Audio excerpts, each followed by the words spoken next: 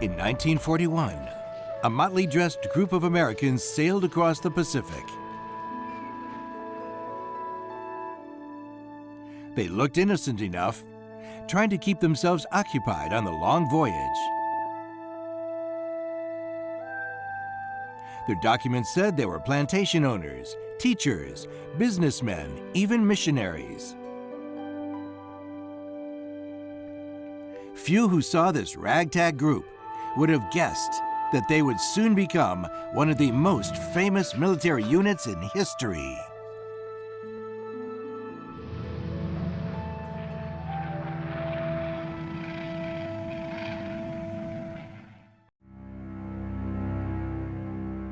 The American volunteer group entered the war through the back door.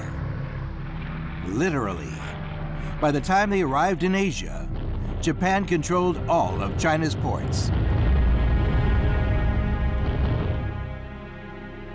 So they traveled to Rangoon, Burma. In 1941, Burma was still a British colony. It was a convenient place for the Tigers to set up shop.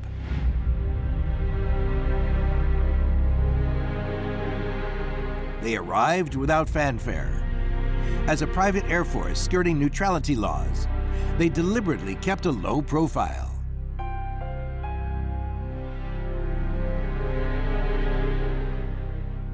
Contracted by the Chinese government, the AVG was recruited by and under the command of General Claire Chennault.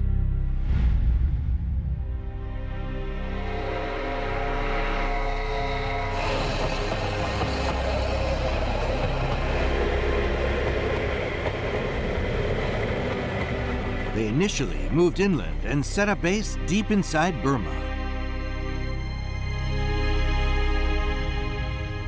It was not what the young American airmen looking for adventure had in mind. Living conditions were difficult. Heat was a problem, as were the insects. When eating, the airmen used two plates, one with the food and the other to cover it.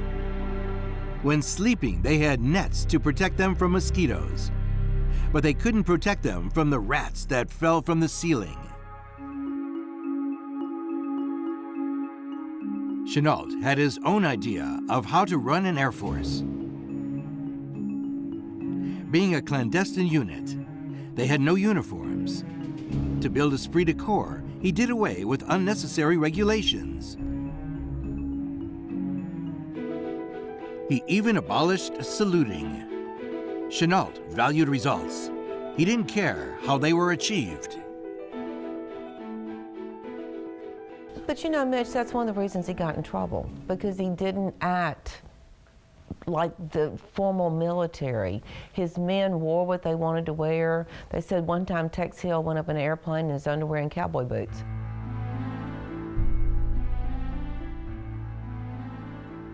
A U.S. Army general described them as the worst troops I have ever seen. The British based near Rangoon simply called them rogues. But military men were distracted by the AVG's outward appearance.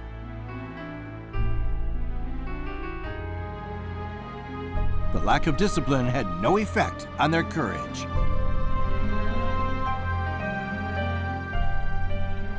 Their critics ignored that the AVG were civilians, not soldiers. When the shooting started, they proved they were worth more than proper soldiers. The AVG's success stemmed from Chennault's superior tactics and training. He didn't care much for parade ground routine. He spent all his time teaching his airmen how to knock the Japanese out of the sky. Chennault developed a rigorous training program and enforced rigid flight discipline. He taught them his radical tactics for air battle survival. It was based on information about the Japanese Air Force that he collected himself. Chennault's tactics went against everything they had been taught in military flying schools. Pilots under Chennault's command were not allowed to dogfight. They were taught to hit and dive. So he's seeing the Russians and how they do against the Japanese. What Chennault learned was basically to take the strongest points of American-built aircraft and use them against the weakest points of the Japanese aircraft. So the one thing the American airplanes had was weight and firepower. And the P-40 was one of the fastest diving propeller-driven airplanes of World War II, where they would come in with tremendous speed, with tremendous firepower. Japanese airplanes were not armored. That was one reason for their remarkable maneuverability. So you didn't have to hit them many times. They would, if you hit them with a 50 caliber gun, they would fall apart, basically. The important thing was always altitude, height. You have height, you live. You don't have height, you die. Chennault took this to the basic tenet of his air combat training. Stay above the Japanese, attack when you were ready to attack, do a very fast dive by beyond 500 miles an hour. Then you have what's called a zoom recovery. Your momentum from that tremendous speed helps you regain your altitude. Come back again. Do not engage the Japanese in aerial combat. If they want to fight, go away. The P-40 was the same speed of the Japanese airplane, actually in open, but the P-40 could dive faster than any plane there was. So the effectiveness of this dive and hit became the part of the thing. The AVG ace Tex Hill once said, "Chennault's tactical lesson was impressive. He taught us how to fight and made us believe that he knew how to deal with the Japanese planes."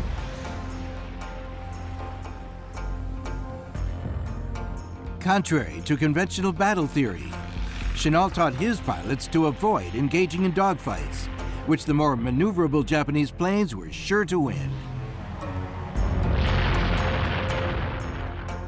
The unconventional hit-and-run tactic was based on Chennault's years of experience. It became the secret of their success. Most of his pilots were not fighter pilots, so he had to start from the basics.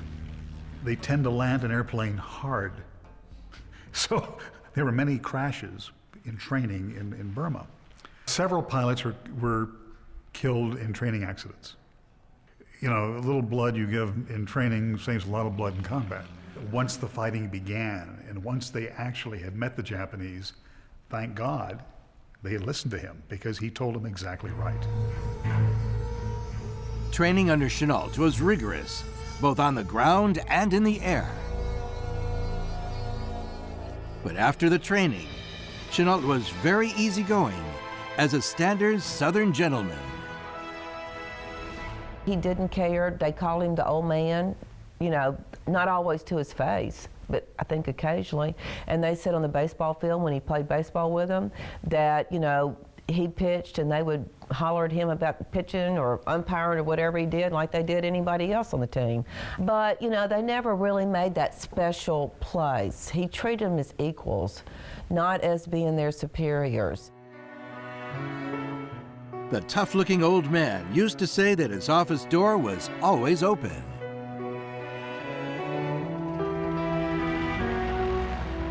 The AVG went to China with 100 planes. So many were damaged during the training that when combat began in 1941, just 43 planes were airworthy. They were spread between 3 squadrons: Adam and Eve, Panda Bears, and Hell's Angels. Although each squadron had its own emblem, their planes all shared one distinctive feature: a large shark mouth in the front of each aircraft. The shark's mouth looks like it came out of the factory that way. It just looked right. It covered that radiator. It made it look sexy. Now, the interesting thing is, if you talk to fighter pilots who flew the entire family of P-40s in China, they didn't call them P-40s, they called them sharks. The AVG did not originate the design. German and Australian squadrons painted the shark mouth on their planes first. One of Chennault's pilots saw a shark-mouthed Australian P-40 in a magazine and decided to paint his own. Chennault loved the idea. Soon enough, every P-40 had a menacing shark mouth. With the pilot's training complete, and with the plane's war paint on, the AVG was ready to go to war. The Japanese attack on Pearl Harbor broke the last shackle holding the AVG back.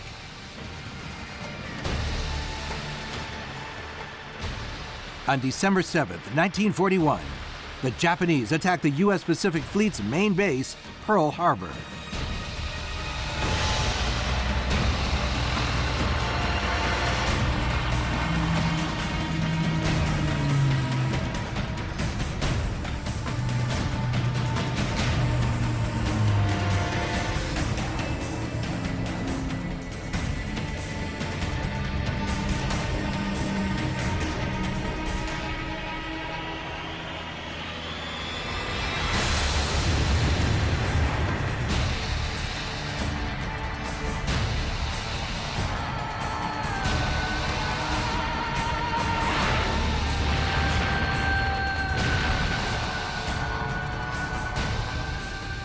Eighteen warships were sunk, 188 aircraft were destroyed, and over 2,000 people were killed.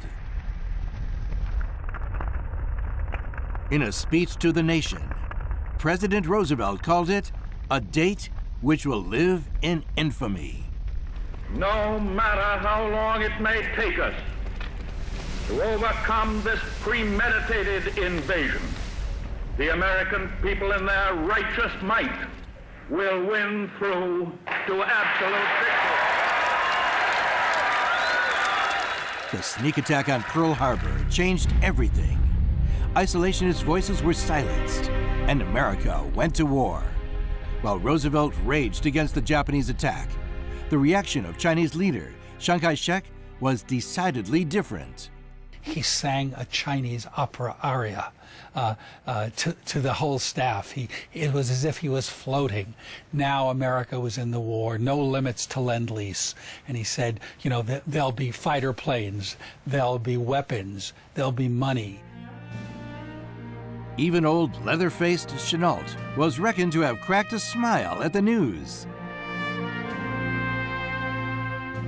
The Allies quickly established the China-Burma-India Theater.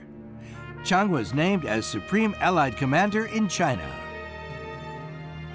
In his diary, Chiang Kai-shek confessed that he was flattered by his appointment. Now China enjoys unprecedented high reputation and status. I fear the undeserved title. Chennault and his men learned the news of the Japanese attack on Pearl Harbor in the hot and humid jungle backwater of Burma. Much closer to the Japanese than any other U.S. Air Force units, they realized that they were now in the front line of the war. We're training in Burma, and what happened, I was standing on a P-40 one day, and a fellow from the radio shack came out and he said, "Joe, they just bombed Pearl Harbor." So I said, "You're kidding?" He said, "No." So right away we dispersed all of our airplanes around the field, and we were on alert from then on. Chennault told his men that from then on, they didn't have to battle in secret, and that the AVG were now not just fighting for China, but also for America.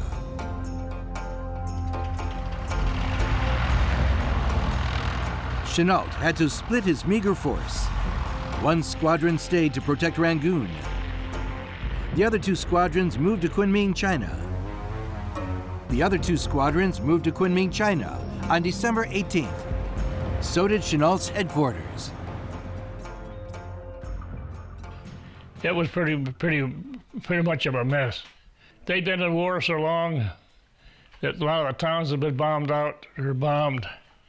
And all I know is that the AVG, wherever we went, we got the best food there was and the best treatment from the Chinese. Yunlong, governor of Yunnan province, provided his private residence for Chennault. The quarters for the airmen were in Kunha Normal School, with facilities including tennis courts, a library, and a shooting range. Each pilot had his own room. The Chongqing government even set up a service group to do laundry, cooking, and other chores. They treated us with the best they could. They used to make cookies in for us, come and bring cookies. They took care of us like their own, or better than their own. With its pleasant climate, comfortable living conditions, and a standard American food, Kunming brought relief from the swarms of mosquitoes and primitive living conditions at the Burma base.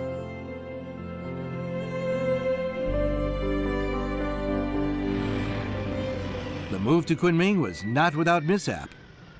3 planes crashed on the journey. One pilot who crash-landed had a narrow escape. The language barrier almost cost him his life. Mistaking anyone who flew as Japanese, he was captured by locals. He was lucky not to be killed on the spot. Thereafter, a piece of silk stamped with the Chinese flag was sewn on every AVG flight jacket with the words, "This foreign person has come to China to help in the war effort. Soldiers and civilians, one and all, should rescue, protect, and provide him with medical care." The AVG called it their blood chit. It saved the lives of countless American pilots shot down during the war. 同一天，在他们到达昆明降落前，日本人就对昆明来了一次轰炸。那志愿队的人，他们那时候刚好到了他们一到昆明就到市区去看那些情景，他们就看到一堆断垣残壁，一堆中国人被炸的，那个四肢都飞到电线杆上去，或肠子跑出来。那美国人看到是很受不了，他们就看到之后，他们就下定决心，一定要在第2天的空战中给日本人好看。At last, it was time to put their training to the test.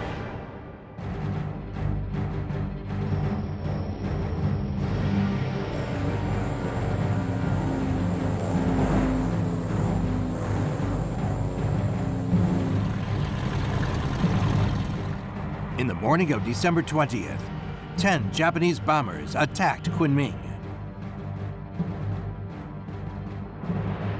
They thought the city was defenseless.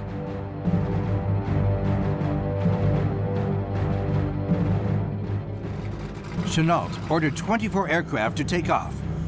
He had staked his career on this moment.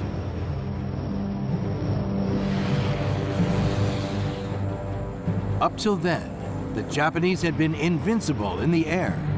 Neither the Chinese, the American, nor the British Air Forces had been able to stop them. Would Chennault's motley crew be able to deliver on his promise to wipe the Japanese from the air?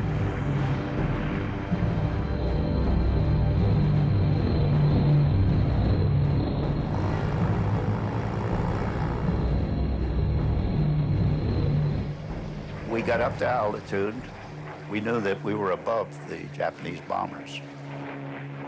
Pretty soon there's a formation of 10 Japanese planes. We'd never seen a Japanese plane in the air. And here they came. We knew we had them. The AVG dived and launched their attack on the Japanese aircraft, just as Chennault had taught them.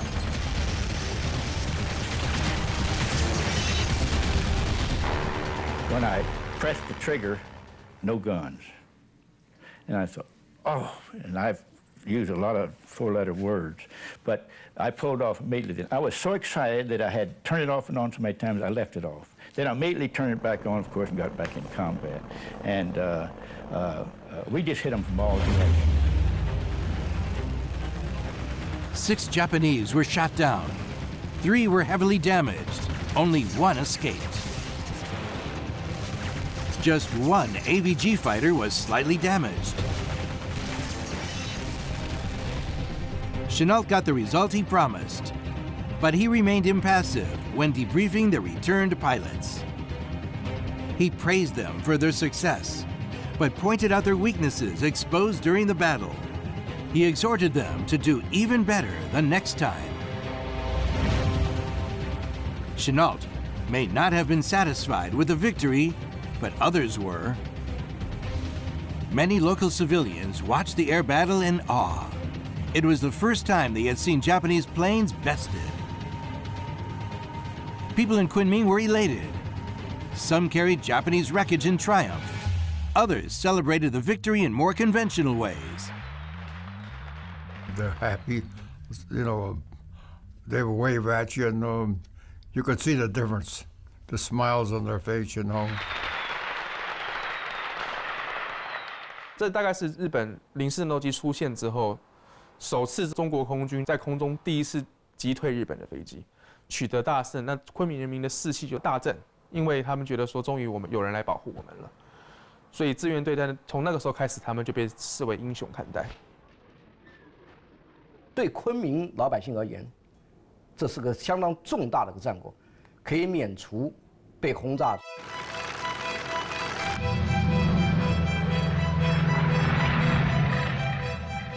The AVG had even greater success defending Rangoon.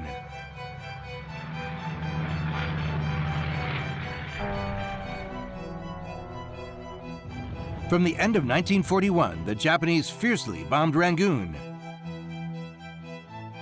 In the severely damaged city, the Rangoon Great Golden Stupa was the only landmark that survived the bombing.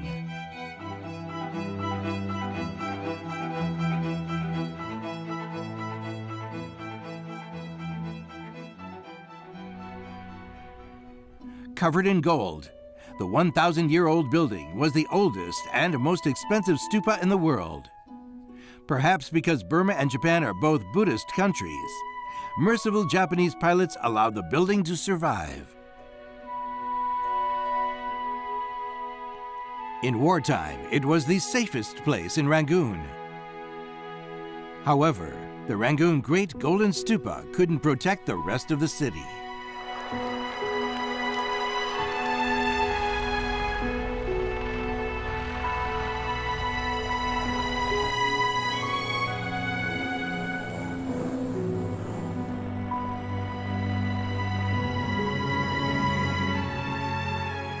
On December 23rd, 48 Japanese bombers and 20 fighter escorts attacked Rangoon.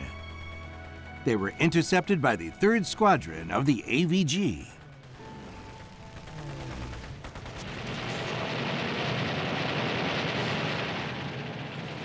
And I picked up on a bomber that was off to one side a little bit from the main formation and opened up at about maybe 200 yards and bored in directly astern.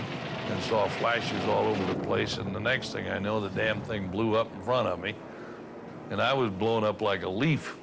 And I remember the greatest feeling of glee that I guess I've ever felt at knowing that I had blown this guy out of the sky.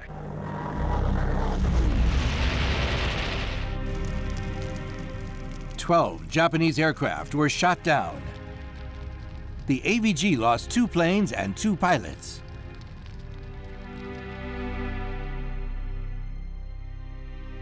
"22-year-old wingman Henry Gilbert was the first AVG pilot killed in battle. Recruited soon after his marriage, his wife was then 6 months pregnant. Chennault wrote to her of her husband's death. There are letters that he's written home that said losing them is like losing one of his own children. They were some of the best pilots that he had ever been around in his life, and he'd been around many and he had taught many. And so to lose one of them, he said, was like losing one of his own. And I think it hurt him deeply every time they didn't come home. Gilbert's death made it personal. The AVG wasn't just fighting for China. They wanted revenge for themselves.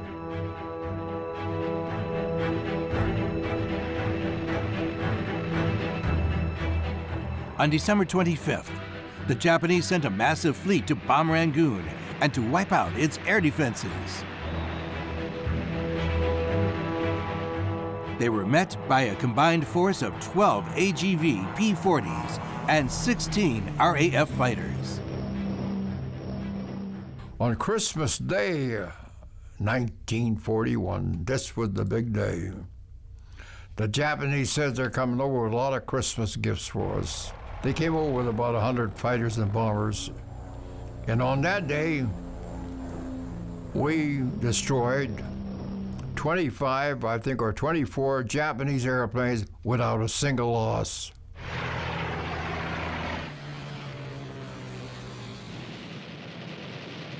Each of us got a couple of bombers. They were dropping like flies. They were rolling out of the formation, wings coming off, blowing up. It was a scene of like something out of hell. The AVG lost 2 planes, but no pilots were injured. The Japanese gave the Americans a present, all right, just not the one they intended. The result was a huge gift to China and its allies.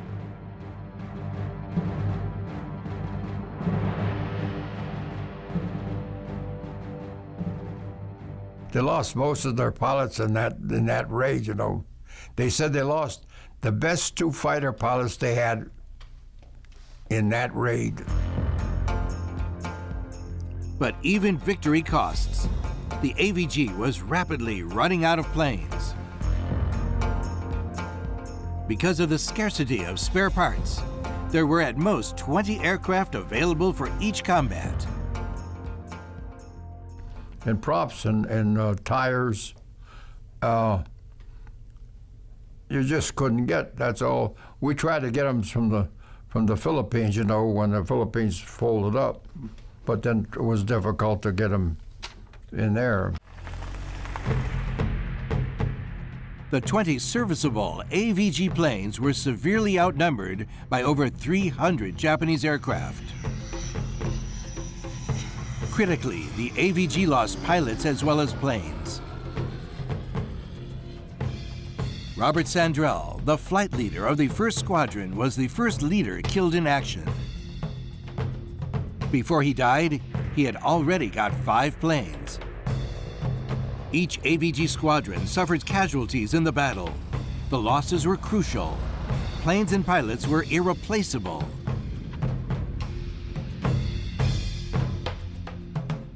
"44-year-old Louis Hoffman was the oldest AVG pilot. During the combat in Rangoon, he grappled with 5 Japanese aircraft before he was killed. He was one of the few AVGs who was married and had children. He once said the reason he chose to come to China was because he was able to fight. He felt happy and worthy. So did the young and fearless airman. We, as young, adventurous, dedicated boys, we did the best we could with what we had, and they didn't give up. We didn't give up. At the end of 1941 and early 1942, the legend of the American volunteer group spread rapidly. At the start of the Pacific War, the Japanese appeared invincible. The Allies were losing the war and were hungry for a victory.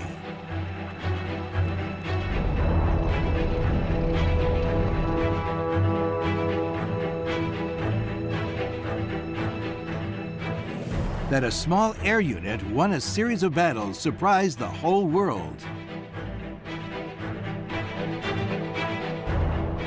The AVG became famous and got a new nickname. 首先呢，重庆的报纸啊，是看什么呢？它这个飞机啊，如虎添翼啊，在天上，如虎添翼，怎么一个意思的报道的？就这个如虎添翼，这个飞是像这个还是飞天空的符了嘛？ Chinese press had dubbed us flying tigers. And so when our little cavalcades went through town on the way from our hostel to the airfield or whatever, these people would all cheer and they were all very happy with us. And of course, we were happy to be greeted that way. The American media quickly picked up on the name. Soon everyone was talking about the Flying Tigers. The Walt Disney Company even designed an insignia for them, a winged tiger flying through a large V for victory.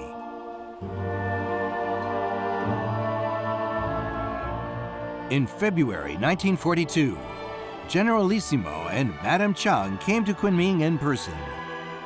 They gave a banquet for AVG members in the #1 AVG hostel. During the dinner, Chang spoke highly of the AVG.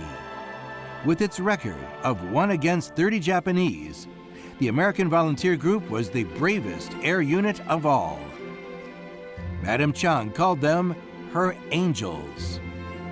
Madame Chiang Kai-shek enchanted not only Chennault, but also the pilots.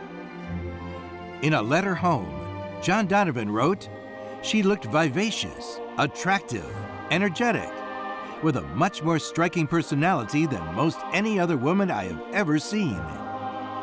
We cheered her to the rafters time and again."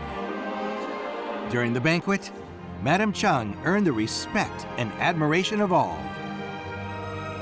Madame Chang expressed her willingness to be the unit's honorary commander and the conduit between the AVG and Shanghai Shek. Later, on behalf of the Chinese Cultural Society, she presented a painting of an eagle as a gift for the AVG. In these, the darkest days of war with Japan, the AVG had become the symbol of victory. China was physically isolated. With Japan controlling China's ports, the only way to get supplies to China was overland. The Burma Road, constructed right after the Japanese invasion, was the most important access to international support. It was entirely built by people in Yunnan, under the most trying conditions, and usually only with hand tools. In less than 10 months, from November 1937 to September 1938, people in Yunnan constructed the road with their own hands through the mountains and valleys. It was 1,153 kilometers long, from Lashio to Kunming. More than 200,000 laborers, including a large number of ethnic minorities, the elderly, even women carrying babies and children, worked on the road. In that period, as many as 2,300 people died building the road. The Burma Road was China's crucial link to aid and materials from the outside world. It was the only link China was able to hold until America entered the war. More than 4 times as much vital war material came via the road than on all other ways into China combined. In early 1942, the Tigers were fighting a war on 2 fronts. The Tigers helped secure both ends of the vital Burma Road by keeping the skies clear over both Kunming and Rangoon. In northern Burma, Chennault faced a very grim situation. While Japan had 400 to 500 aircraft available for combat there, the combined force of the AVG and the RAF was down to just 30 fighters and a handful of bombers. Facing such numerical superiority, Chennault ordered his Flying Tigers to avoid direct engagement with the enemy. Instead, they applied guerrilla tactics.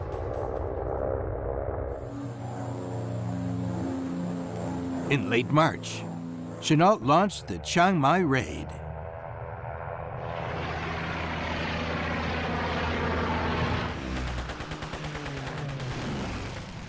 They destroyed about 20 Japanese aircraft. However, in this operation, John Newkirk, the 2nd Squadron leader, was killed by gunfire. By the time he died, he was a double ace, having destroyed 10 enemy aircraft. On March 25, 1942, the New York Times featured Newkirk's death with his photo.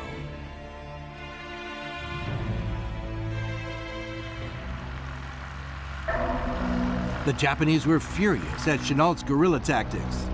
They used the radio to threaten the Flying Tigers, saying they would be shown no mercy if they continued using guerrilla tactics.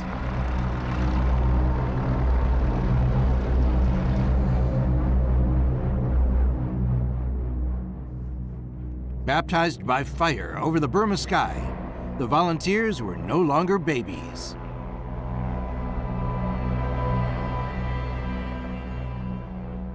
When they went down to Rangoon and fought in Rangoon, and when they came back, they had aged 10 years.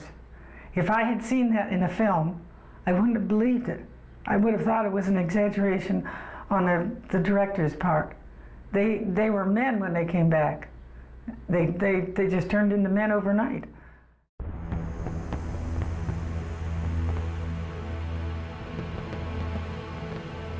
Yet in the end, the air defense of Burma was futile.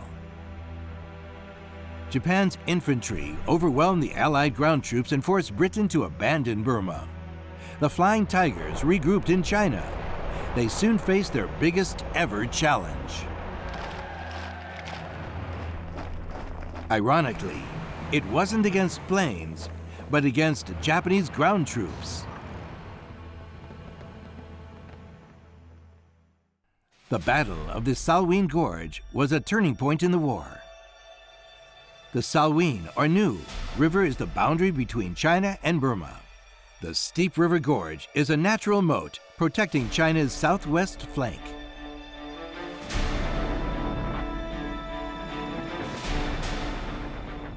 In May 1942, it was the only thing that stood between China and the massive Japanese army in Burma. On May 5th, the Japanese were shocked to find a Japanese division attempting to cross the river. 那陈纳德收到命令，必须在大批部队没赶到怒江对峙之前呢，必须把这些人阻挡在怒江里面。所以他派了飞机去炸。Fortunately, Chennault had received 6 new model P-40s. They were equipped to carry bombs under their wings. But the AVG had to make the bombs themselves.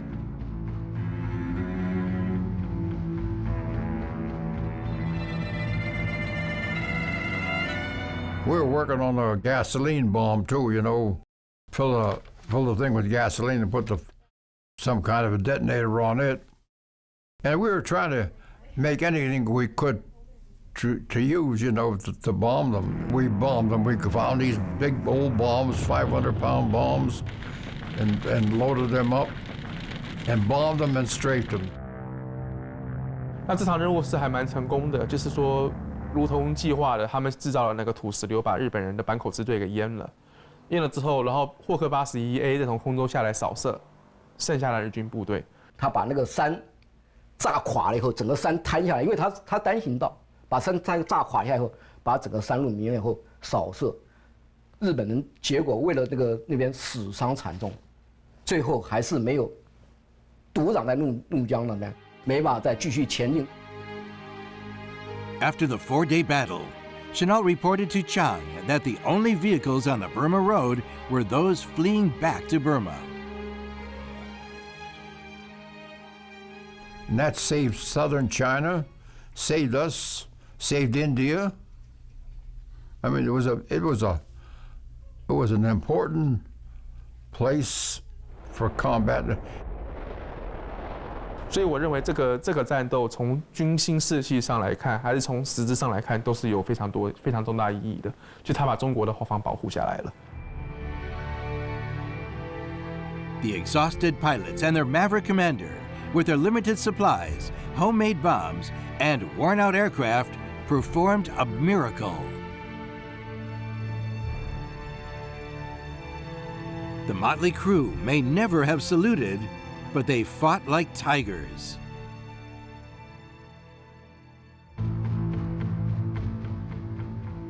By mid-1942, the war had become one of attrition. The Flying Tigers regrouped at Chongqing to defend China's wartime capital. Chennault bluffed the Japanese with only 4 aircraft patrolling every day and 12 fake aircraft made of bamboo and paper on the airfield.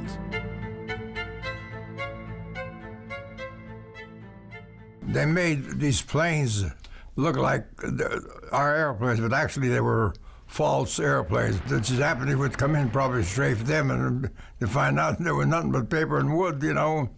Naturally, it took time to do it, but the Chinese were innovators, you know, they could do anything. They may have had to rely on paper tigers on the ground, but even in limited numbers, the Tigers were potent in the air. With an acute shortage of planes, Chennault changed his strategy. Now they would attack the Japanese planes while they were on the ground. From the end of 1941 to July 4th, 1942, the Flying Tigers were involved in more than 100 combat missions in Burma and China. With only a handful of planes, they are credited with having shot down 299 enemy aircraft. Their early victories made the volunteers famous. Hollywood even made a John Wayne movie about them. In China, they were heroes. AVG may have been short for America Volunteer Group, but for many Chinese, it simply meant America Very Good.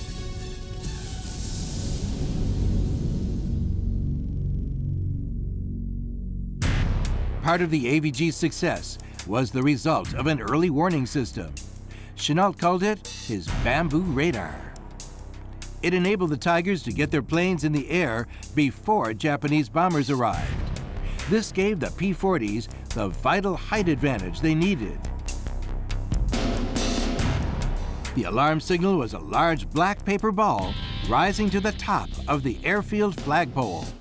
When a second black ball rose, it meant that the enemy aircraft were 20 minutes away.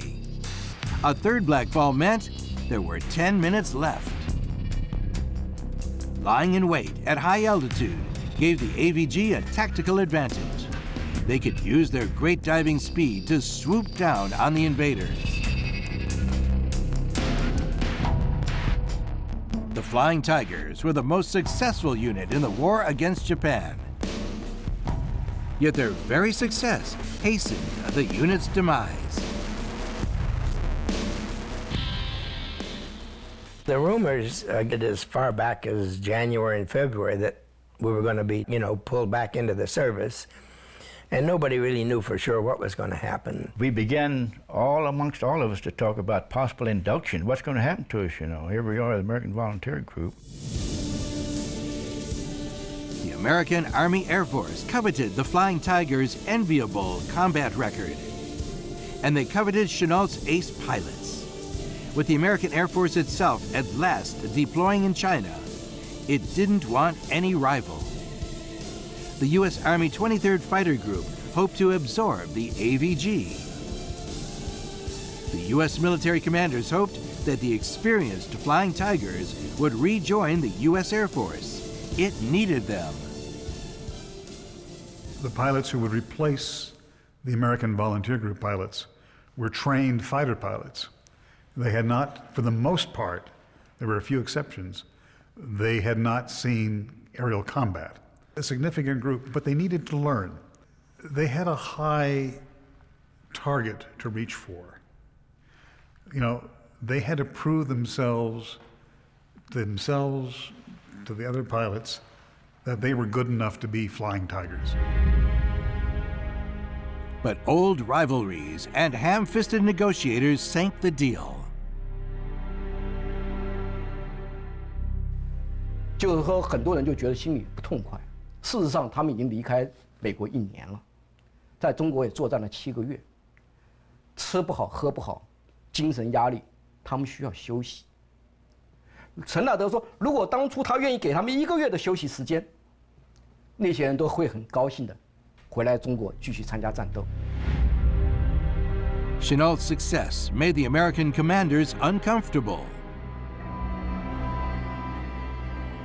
Orders came that the AVG was to be disbanded on Independence Day, the 4th of July, 1942.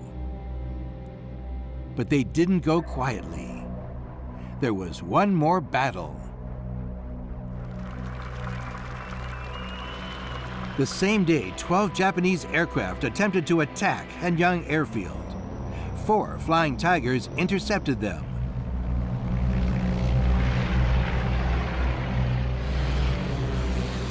They shot down 6 of the Japanese planes. It was the AVG's last engagement. Later that day, the AVG officially ceased to exist. Upon disbandment, most Tigers returned home. A few answered Chennault's call to help the handover. John Peacock was the first pilot to get married in China. His bride was Emma Jane Foster, a nurse in the Flying Tigers. They were not supposed to get married. It wasn't on the contract, but in the unwritten words. However, Chennault was very fond of these 2 young people. He not only allowed their marriage, but also held their wedding in Kunming. Now it was time to go home. Peacock agreed to stay an additional 2 weeks to help the handover. He never made it home. He was just 24 when he was shot down, leaving a pregnant wife behind.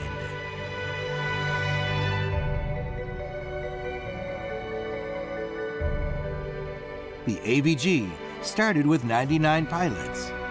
It lost 23 pilots in total, 4 in aerial battles, the rest to ground fire and training accidents. When they were disbanded, 25 were aces, credited with shooting down 5 or more enemy planes.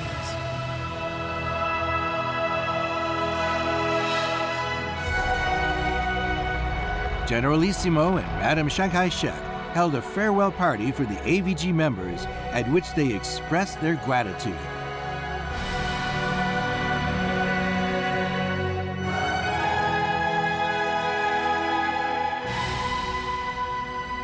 From founding to disbandment, the AVG cost China $8 million. Chennault felt sorry for that and apologized to the finance minister, TV Sung. The finance minister replied, "It was the best investment ever. You are concerned about the cost. It is I who should feel ashamed."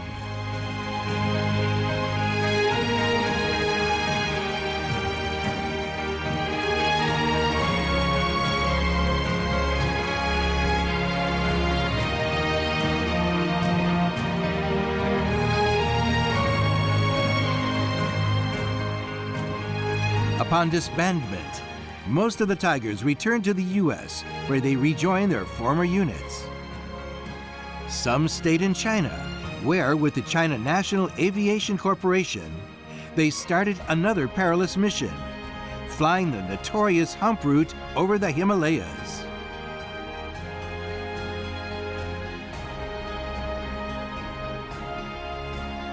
Chennault rejoined the U.S. Army Air Force and stayed in China. The U.S. Army Air Force and the China-America Combined Wing inherited the name and the insignia of the Flying Tigers and used them until the end of the war.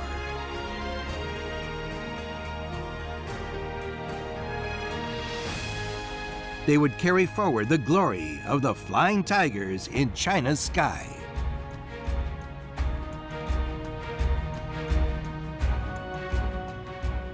The 14th Air Force came in and they called the Flying Tigers. We said, no, the Flying Tigers is one, that was AVG.